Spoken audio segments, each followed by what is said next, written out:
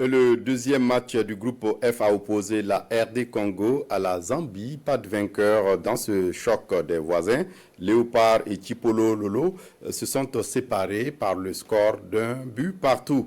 Demain, 3 matchs sont au programme. À 14h, Guinée équatoriale contre Guinée-Bissau et 17h, la Côte d'Ivoire sera face au Nigeria et à 20h, la RTB vous propose Égypte contre Ghana. Et toujours après la folie de la victoire, retour au boulot pour les étalons ce mercredi.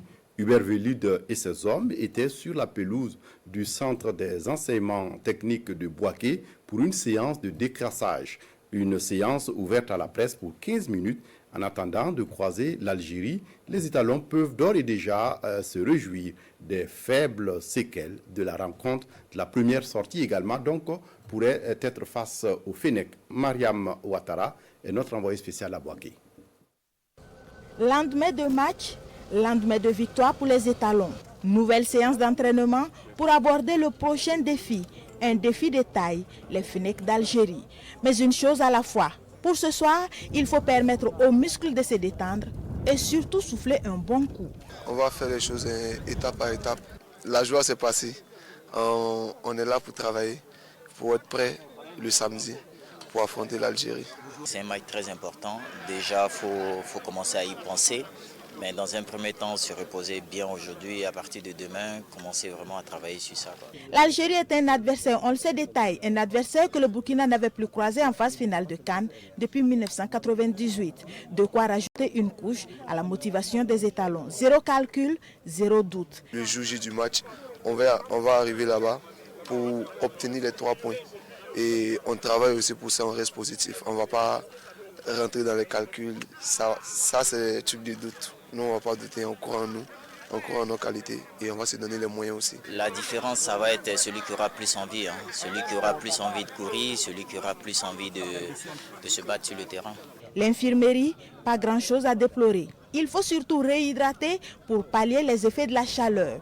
Pas de blessure. Les séquelles, il y en aura toujours parce que c'est une forte chaleur avec beaucoup de déshydratation.